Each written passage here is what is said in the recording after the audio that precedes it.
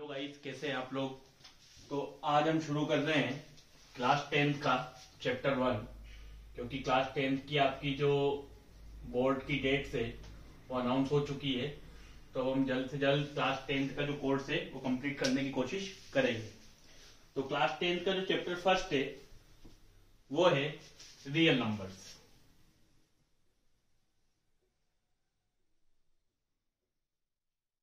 Real numbers, अब देखिए इसके अंदर कुछ चीजें होती हैं, जैसे जो हम बेसिक पढ़ चुके हैं, HCF जिसे हाईएस्ट कॉमन फैक्टर कहा जाता है, LCM lowest common multiple, prime factorisation जो किसी भी नंबर को हम एक उसके सिंपलर फैक्टर्स में तोड़ते हैं, that is called prime factorisation of any number.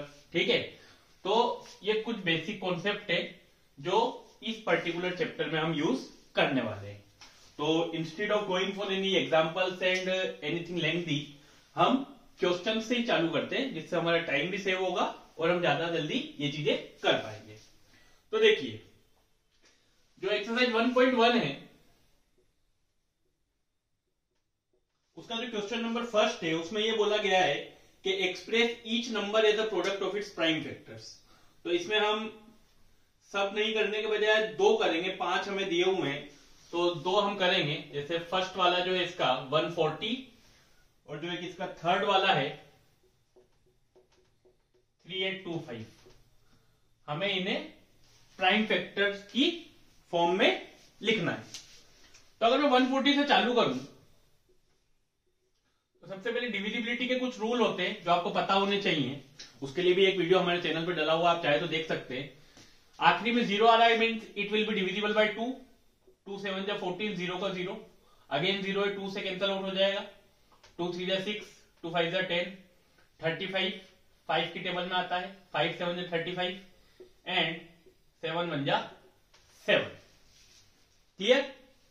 तो अगर मैं 140 के प्राइम फैक्टराइजेशन की बात करूं तो 140 को इसके प्राइम फैक्टर्स की फॉर्म में मैं कैसे लिख सकता हूं, 2 इंटू 2 इंटू 5 इंटू 7। ठीक है, आप चाहे तो आगे इंटू 1 भी लगा सकते हैं, बट इट डजंट मैटर। 2 2 5 7 1 तो सबका फैक्टर होता ही है। तो 2 2 5 and 7, this is the prime factorisation of 140। ठीक है, ये उसका प्राइम फैक्टराइजेशन होगा। इसी तरह अगर हम जाए 3825 का करने के लिए तो आप देखिए आखिरी में 5 है, इट मीन्स ये 0 से डिविजिबल नहीं है। अगर 3 से डिविजिबल है कि नहीं ये देखना है तो इन सबका ऐड कर दीजिए, 8 + 3 11, 11 + 2 13, 13 + 5 इट विल बी 18, क्योंकि 18 3 से डिविजिबल है, इट मीन्स ये भी 3 से डिविजिबल होगा। 3 1 जा 3, 3 2 जा 6, 22, 3 7 जा 21, 3 5 जा 50। अगेन 7 और 5 12 और 2 14 और 1 15।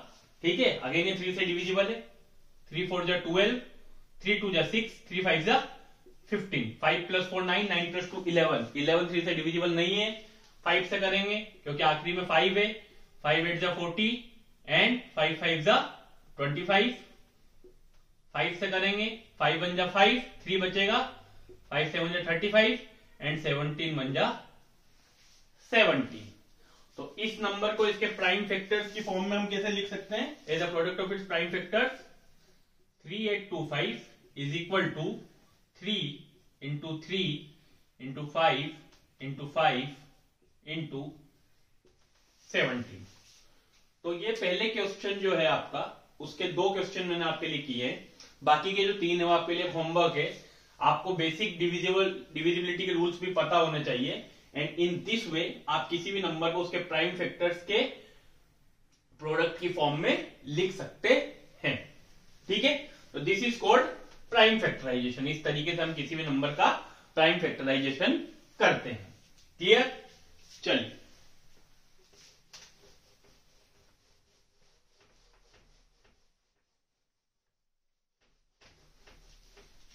अब हमारा जो सेकंड क्वेश्चन है उसमें हमको क्या बोला है, फाइंड एलसीएम एंड एचसीएफ।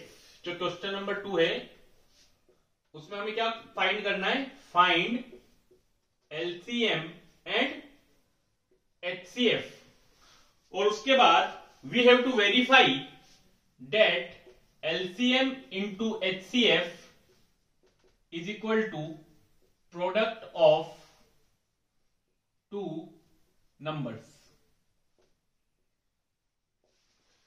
मुझे LCM और HCF फाइंड आउट करना है और उसके बाद मुझे ये चीज वेरीफाई करनी है कि अगर मैं LCM और HCF का प्रोडक्ट कर दूं तो वो प्रोडक्ट उन दो नंबर्स के प्रोडक्ट के बराबर होगा। क्लियर है?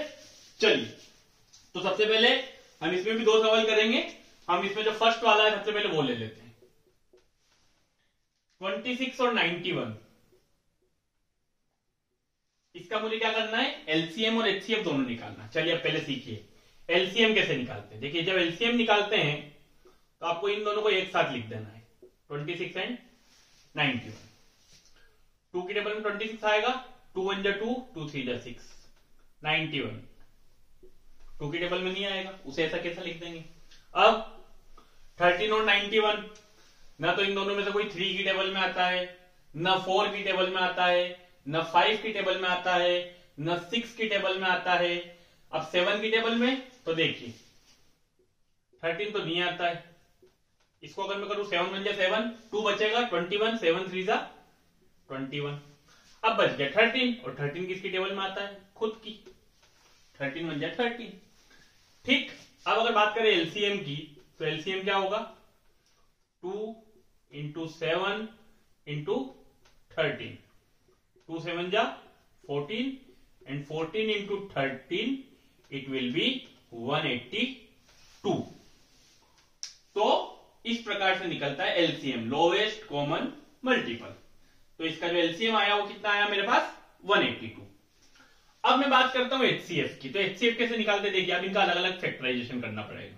26 का अलग, 91 का अलग, 2 1 जा 2, 2 3 जा 6 एंड 13 1 जा 13। यहां पे अगर हम करें 7 1 जा 7, 7 3 जा 21 एंड 13 1 जा 30। क्लियर? अब इस प्रकार से फैक्टराइजेशन करने के बाद अब आपको कैसे HCF निकालना है, देखिएगा। इसका जो प्राइम फैक्टराइजेशन है उसमें क्या क्या आया, 2 इंटू 13, और इसका जो प्राइम फैक्टराइजेशन है उसमें क्या आया, 7 इंटू 13। इसमें 2 है पर इसमें 2 नहीं है, तो यहां पे 2 नहीं आ सकता। इसमें 7 है पर इसमें 7 नहीं है, यहां पे 7 नहीं आ सकता। What is common over here, कि इसमें भी 13 है और इसमें भी 13 है, तो इन दो नंबर का जो HCF होगा, highest common factor, that will be 13।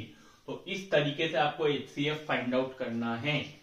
I hope आपको ये चीज समझ आ गई होगी। जब हमें LCM निकालना है, हमें दोनों को साथ में लेकर साइमल्टेनियसली उनके फैक्टर्स फाइंड आउट करने हैं, और जब हमें HCF निकालना है तो पहले हमें उनके प्राइम फैक्टर्स अलग अलग करके फाइंड आउट कर लेना है। Then we have to find कि उनमें क्या कॉमन है, हाईएस्ट कॉमन फैक्टर, नाम से ही पता चलता है कॉमन फैक्टर।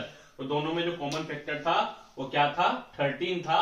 तो इन दो नंबर का जो HCF होगा वो होगा 13। क्लियर? अब ये चीज हमें प्रूफ करनी थी। क्या प्रूफ करना था, कि भैया LCM इंटू HCF जो होगा वो प्रोडक्ट ऑफ टू नंबर्स के बराबर होगा,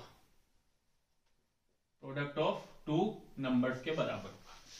LCM आया था मेरा 182, HCF आया था मेरा 13, और दो नंबर मेरे थे 26 और 91, 26 एंड 91। अगर मैं 182 में 13 का मल्टीप्लाई कर लूं तो 1820 प्लस 3 2 जा 6, 3 8 जा 24, 3 1 जा 3 and 2 5। और अगर मैं यहां पे मल्टीप्लाई कर दूं 26 का 91 में, तो 9 6 जा 54, 9 2 जा 18 and 5 23 प्लस 26। ठीक, इसमें इसको अगर ऐड करूं, 0 plus 6 it will be 6, 2 plus 4 it will be 6, 8 plus 5 it will be 13 and 1 and 1 2, 0 plus 6 it will be 6, 4 plus 2 it will be 6 and 23। तो 2366 equal to 2366। इट मीन्स ये चीज हमारी प्रूफ हो गई कि किन्हीं भी दो नंबर का जो प्रोडक्ट होता है वो उनके एलसीएम और एचसीएफ के मल्टीपल के बराबर आता है. So it is verified over here that LCM and HCF multiple gives whatever result is always equal to the product of two numbers. हमेशा दो नंबर के प्रोडक्ट के बराबर उनका एलसीएम और एचसीएफ का मल्टीपल होगा.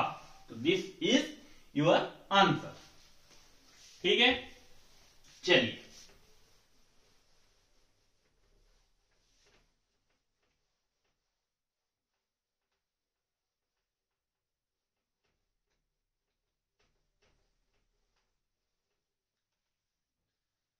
इसमें जो हम एक और करेंगे वो हम करेंगे थर्ड वाला. 336 एंड 54.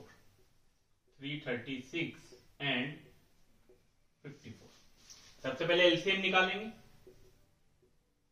336 एंड 54 दोनों 2 से डिविजिबल है. 2 1 जा 2, 2 6 जा 12, 2 8 जा 16, 2 2 जा 4, 2 7 जा 14. ये फिर 2 से कटेगा. 2 8 जा 16, 2 4 जा 8. ये फिर 2 से कटेगा. 2 4 जा 8, 2 2 जा 4. ये फिर 2 से कटेगा. 2 2 जा 4, 2 1 जा 2. अब 2 से दोनों नहीं कटेंगे. 3 की टेबल में आएंगे. 3 7 जा 21, 3 9 जा 27. फिर 3 से कटेगा. 3 3 जा 9. फिर 3 से कटेगा. 3 1 जा 3. और फिर 7 से कटेगा. 7 1 जा 7. तो एलसीएम क्या आ जाएगा? 2 into 2 into 2 into 2 into 3 into 3 into 3 into 7. 2 2 जा 4, 2 2 जा 4, 3 3 जा 9, 3 7 जा 21. 2 2 जा 4, 2 2 जा 4, 3 3 जा 9 and 3 7 जा 21. 4 4 जा 16, 21 into 9, 9 1 जा 9, 9 2 जा 18. 189 into 16 करना है. 1890 plus 6 9 जा 54, कैरी गया 5, 6 8 जा 48 and 5 53 and 6 1 जा 6 and 5 11. 0 plus 4 it will be 4. 9 plus 3 it will be 12, carry गया 1. 8 plus 9 और 1 10 and 1 or 1 2 or 1 3 it will be 3024. तो ये आ गया इसका क्या? एलसीएम. अब हम बात करेंगे इसकी एचसीएफ की. अगेन हमें सेपरेटली करना होगा.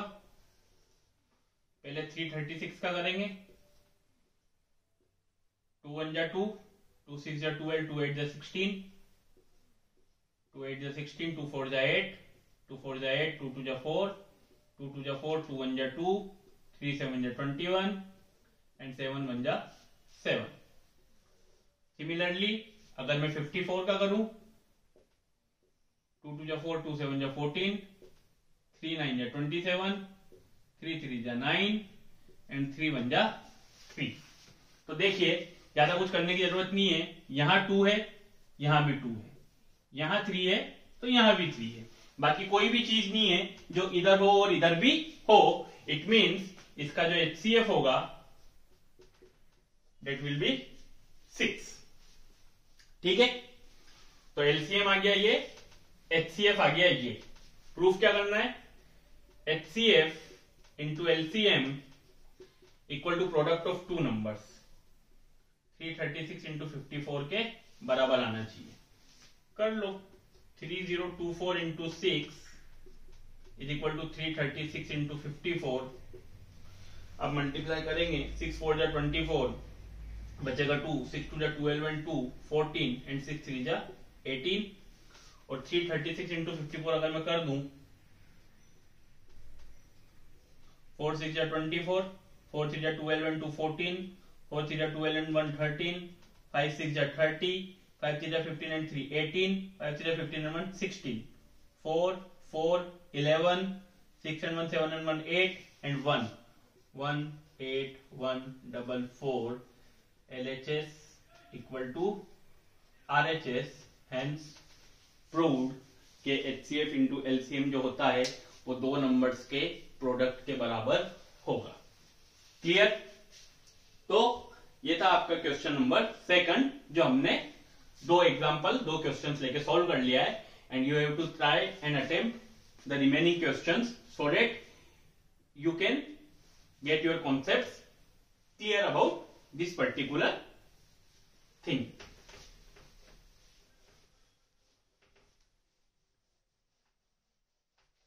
और एग्जाम पास में आ रही है, जितने ज्यादा क्वेश्चंस आप करेंगे, जितनी ज्यादा आप प्रैक्टिस करेंगे, उतना ज्यादा आपके लिए बेनिफिशियल होगा।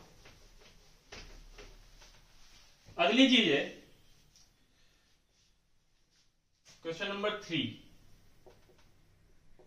It is that find LCM and HCF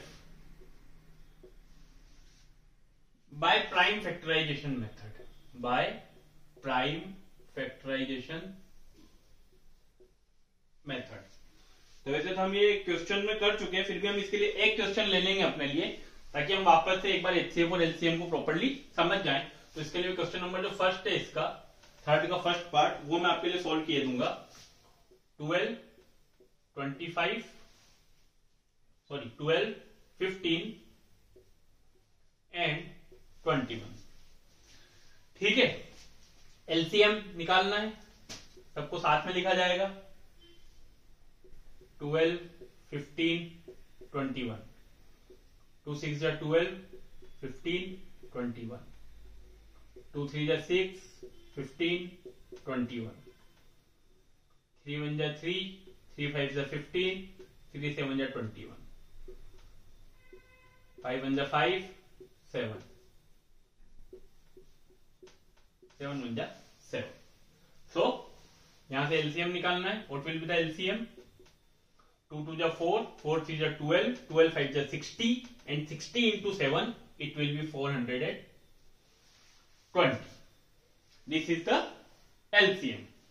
और एचसीएफ फाइंड आउट करने के लिए सबका अलग अलग फैक्टराइजेशन करेंगे। 12 का अलग, 15 का अलग एंड 21 का अलग। 2 6 जा 12, 2 3 जा 6 एंड 3 1 जा 3, 3 5 जा 15, 5 1 जा 5, 3 7 जा 21 एंड 7 1 जा 7। यहां पे 2 है पर यहां कहीं 2 नहीं है, यहां पे 3 है तो यहां भी 3 है, यहां भी 3 है। HCF equal to 3। यहां पे 5 है बट यहां दोनों जगह 5 नहीं है, यहां पे 7 है बट यहां दोनों जगह 7 नहीं है, तो इसका जो HCF होगा वो क्या होगा? 3। So this is how we can find LCM and HCF of any particular numbers given by using the prime factorization method. This particular method is called prime factorization method. Clear? तो इस प्रकार से आप LCM और HCF को find out कर सकते हैं। आई होप आपको ये चीज अच्छे से समझ आ गई होगी। अब आपको क्या करना है, आपको जो बाकी बचे हुए सवाल है उन्हें अच्छे से सॉल्व करना है, and you have to try to solve them in a one go, ताकि आप अच्छे से ये जो पर्टिकुलर मेथड्स हैं इनको इनहेरिट कर सके, हैबिचुअल हो सके उनसे क्वेश्चंस को सॉल्व करने के लिए। चलिए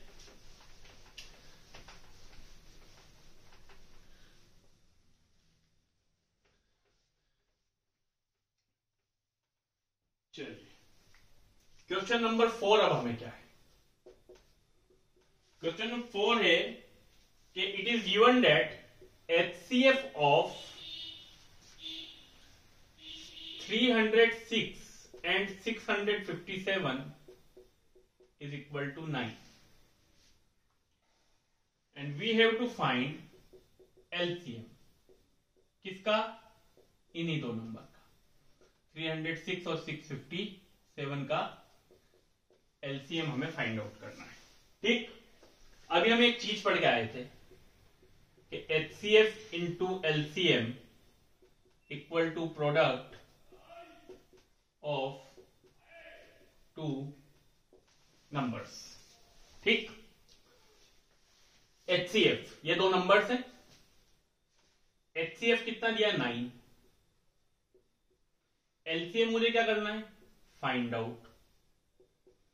टू नंबर्स कौन से हैं मेरे? 306 और इसका प्रोडक्ट किससे करना है? 657। ठीक, 9 या मल्टीप्लाई में इधर का में जाएगा डिवाइड में,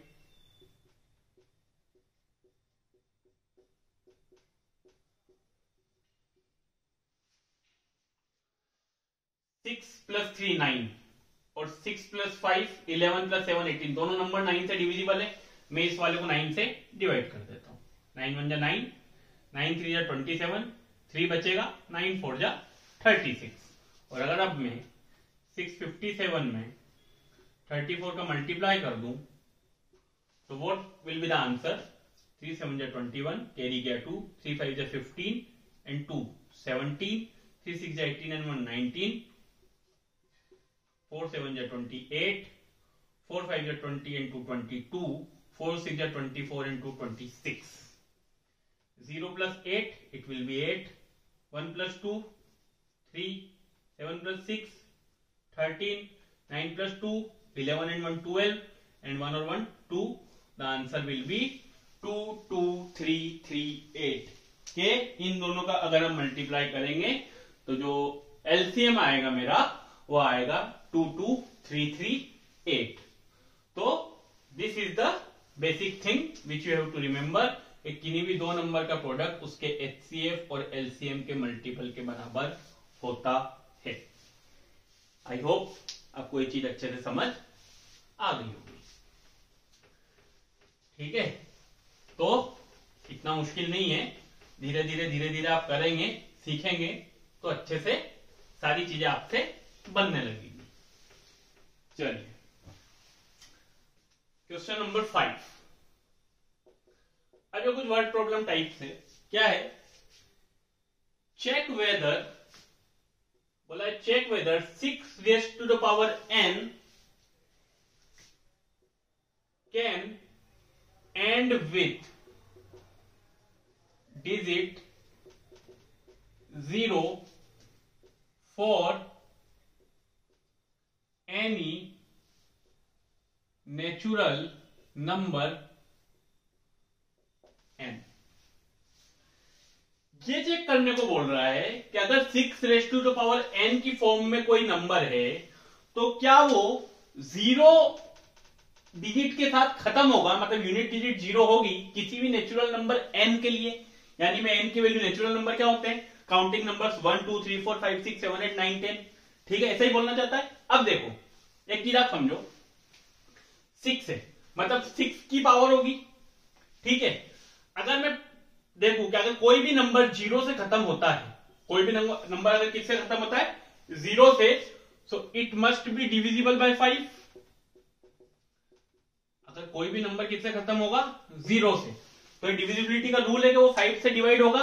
इट मींस 5 जो होगा वो उसका एक फैक्टर होना चाहिए उस पर्टिकुलर नंबर का।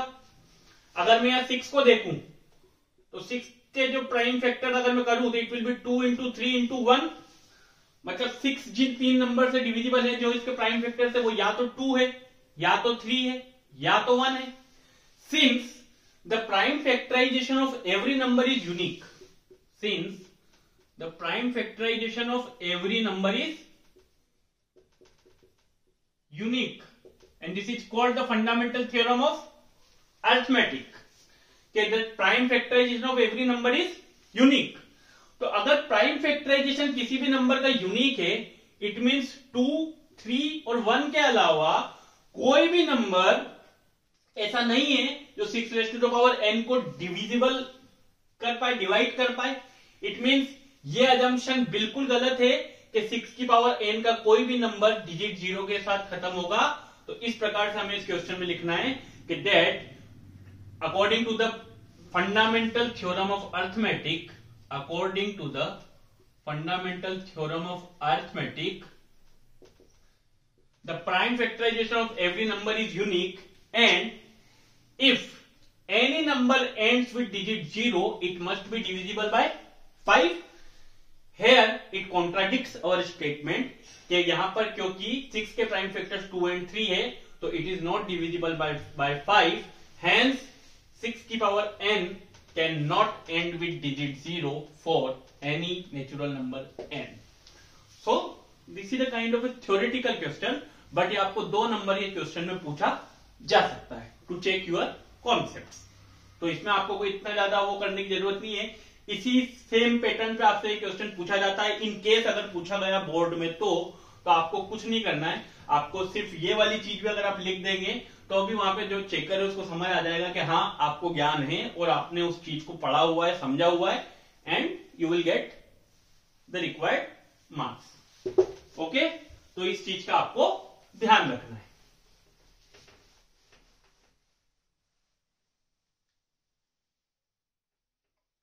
Now the next question, question number 6. The question states, explain why 7 into 11 into 13 plus 13 and 7 into 6 into 5 into 4 into 3 into 2 into 1 plus 5. Explain why these two numbers are composite numbers.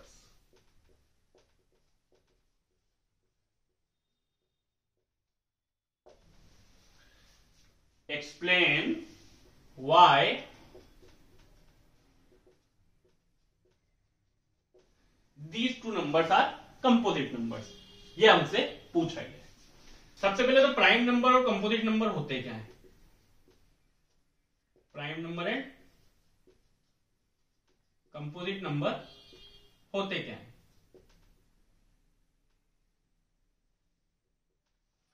ठीक है, देखिए, any numbers which have two factor, one and itself, are called prime number.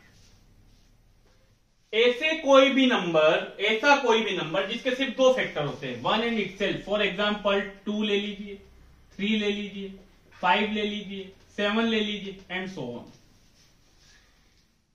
And any numbers which have more factors other than one and itself,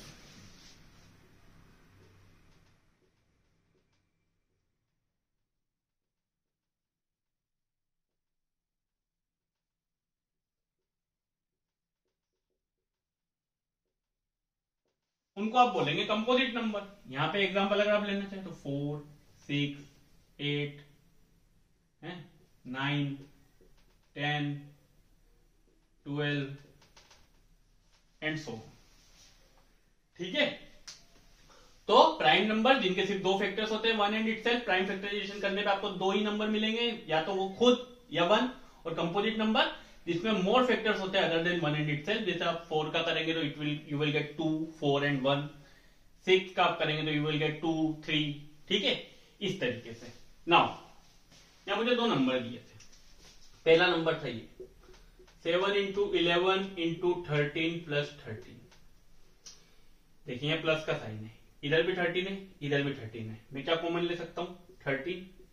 and 7 into 11 plus 1 बच जाएगा. 13 multiply by 78. 11 7 जा 77, 77 plus 1 78. अब यहां से एक चीज तो clear हो गई, ये दो नंबर है 13 और 78. अब 13 1 से भी डिविजिबल होगा, 13 से डिविजिबल होगा. अगर 78 का प्राइम फैक्टराइजेशन करूं तो बहुत सारी नंबर मुझे मिल जाएंगे वहां पे. 2 3 जा 6 एंड 2 9 जा 18, देन 3 1 जा 3, 3 3 जा 9, देन 13 1 जा 13. इट मींस ये जो होगा 2 से भी डिविजिबल होगा, 3 से भी डिविजिबल होगा, 13 से भी डिविजिबल होगा. तो यहां से एक चीज तो क्लियर हो गई कि ये जो एक नंबर होगा पूरा, इसके प्राइम फैक्टर सिर्फ 1 और वो खुद नहीं होंगे, 13 भी होगा, 2 भी होगा, 3 भी होगा. तो ये तो प्राइम नंबर नहीं. अगर प्राइम नंबर नहीं है तो कौन सा नंबर है? Composite number. सिमिलरली यहां देखिए, प्लस के बाद इधर भी 5 है, इधर भी 5 है. अगर मैं 5 कॉमन ले लूं तो क्या बचेगा? 7 6 जा 42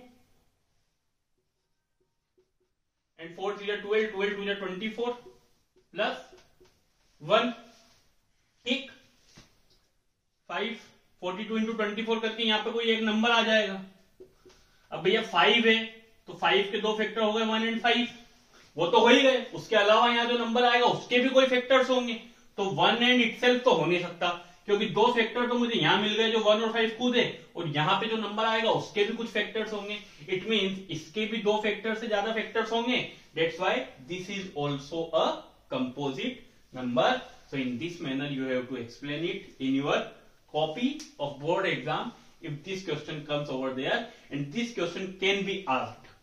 अगर इस एक्सरसाइज से क्वेश्चन पूछा जा सकता है तो ये वाला पूछा जा सकता है, या फिर HCF into LCM equal to product of two numbers, उस वाले बेसिक जो आपका अप्रोच है उसके ऊपर भी क्वेश्चन आपको मिल सकता है एग्जाम के अंदर, 2 नंबर के क्वेश्चन में या 3 नंबर के क्वेश्चन में. You may easily find out this type of questions. Clear? चलिए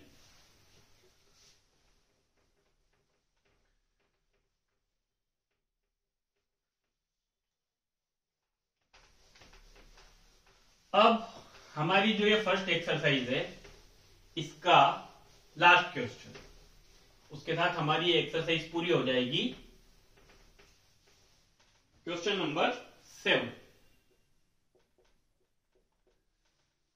What this question states, there is a circular path around a sports field. एक स्पोर्ट फील्ड है, इस तरीके से मान लीजिए एक स्पोर्ट फील्ड है, ठीक है, उसके आसपास एक सर्कुलर पाथ है इस तरीके से. My drawing is very weak, so pardon me. ठीक है, तो एक सर्कुलर पार्क है, ठीक है. Now Sonia takes 18 minutes to drive 1 round of the field. यहां पे 2 लोग खड़े हैं, सोनिया खड़ी है और इसी स्टार्टिंग पोजीशन पे रवि खड़ा है. तो सोनिया एक राउंड जो लगाती है पूरे ग्राउंड का, तो she will take 18 minutes. Sonia को कितनी देर लगेगी? 18 minutes. While Ravi takes 12 minutes for the same. और रवि जो है वो 12 मिनट्स लेगा इसी ग्राउंड का एक राउंड कंप्लीट करने के लिए. Suppose they both start at the same point and at the same time. आप मानिए कि उन्होंने एक ही टाइम पर एक ही जगह से दोनों ने रनिंग करना चालू करी, and go in the same direction. They are moving in the same direction. दोनों इसी तरफ दौड़ रहे हैं, रवि भी और सोनिया भी. After how many minutes will they meet again at the starting point. तो कितनी देर बाद वो दोनों फिर से स्टार्टिंग पॉइंट पर मिलेंगे. अब देखिएगा, एक बात समझिएगा, ये वाला सवाल आप मान लीजिए इस एक्सरसाइज का सबसे इंपॉर्टेंट क्वेश्चन है जो आपको 3 नंबर के क्वेश्चन में शॉर्ट पूछा जा सकता है और पूछा ही जाएगा इस तरीके का क्वेश्चन. आप मान लीजिए, ठीक है, मैंने यहां पे 2 चीजें पढ़ी है. क्या क्या पढ़ा है? HCF पढ़ा है और LCM पढ़ा है. अच्छा, HCF तो मुझे एक बात तो क्लियर हो गई कि HCF जो होता है वो हमेशा उस पर्टिकुलर नंबर के या तो बराबर होता है या उससे छोटा होता है. ये तो आपने देखा होगा, हमने इतने सवाल किए. और LCM जो होता है वो हमेशा एक कोई बड़ा नंबर होता है. अब यहाँ पे जो रवि ले रहा था वो ले रहा था 12 मिनट्स, सोनिया ले रही थी 18 मिनट्स. दोनों ने एक ही टाइम पे चालू किया, एक ही पॉइंट से चालू किया और एक ही डायरेक्शन में दौड़े. तो कितनी देर बाद वो सेम पॉइंट पर आकर मिलेंगे.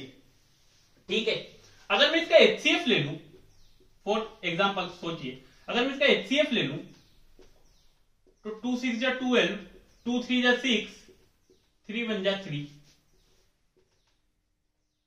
2 9 जा 18, 3 3 जा 9 एंड 3 1 जा 3. इसमें भी 2 है, इसमें भी 2 है, इसमें भी 3 है, इसमें भी 3 है.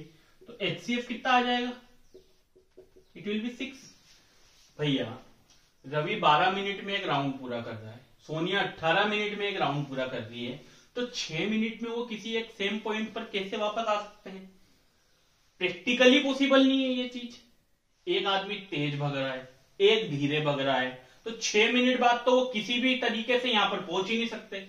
ये तो बिल्कुल ही, क्योंकि अगर ये 12 मिनट में एक ही पॉइंट से एक ही टाइम पे चालू करता है, अगर ये 12 मिनट में पूरे ग्राउंड का चक्कर लगाता है, मतलब 6 मिनट बाद तो रवि यहां पर होगा, और सोनिया 18 मिनट लेती है, मतलब ये 9 मिनट बाद यहां पर आएगी. तो ये तो बिल्कुल ही गलत हो गया. ठीक, तो इसको तो आप बिल्कुल HCF तो यहां पर नहीं निकलेगा. ये चीज तो हमने अलग रखी. ये एग्जाम में सोचना पड़ेगा, यही तो एग्जाम में सोचना है. इसी चीज के नंबर मिलेंगे कि क्या होगा. अब LCM अगर मैं निकालूं तो देखिए, 2 6 जा 12, 2 9 जा 18, 2 3 जा 6, 9 का 9, 3 1 जा 3, 3 3 जा 9, 3 1 जा 1, 3 1 जा 3. So what will be the LCM? 2 into 2 into 3 into 3. 2 2 जा 4, 3 3 जा 9, 4 9 जा 36 minutes. So 36 minutes will be the right answer. क्योंकि जब रवि अपने 12 मिनट के हिसाब से 3 चक्कर पूरे करके यहाँ आ जाएगा, उतनी ही देर में सोनिया भी अपने 18 मिनट के 2 चक्कर लगाने के बाद, it means after 36 minutes they both will be at the same point again from where they have started. So in this particular question we have to find LCM of the two numbers which is given to us and which will lead us to a particular result, and that result is 36 minutes. कि after 36 minutes Sonia और रवि जिन्होंने एक ही point से दौड़ना चालू किया था वो फिर से उसी पॉइंट पर आकर एक दूसरे से मिल जाएंगे. So please solve this type of questions. This type of questions can be surely asked and must be asked and will be surely asked in your board exam. Okay? So I hope कि आप लोगों को ये वाली exercise अच्छे से समझ आएगी. और अगर आपको इसमें कोई क्वेरीज है, डाउट्स है, तो आप कमेंट कर सकते हैं. हम आपकी सारी क्वेरीज को सॉल्व करेंगे. तो अगर आपको ये वीडियो अच्छा लगता है तो प्लीज हमारे वीडियो को लाइक कीजिए, शेयर कीजिए और हमारे चैनल को ज्यादा से ज्यादा सब्सक्राइब कीजिए. Thank you so much.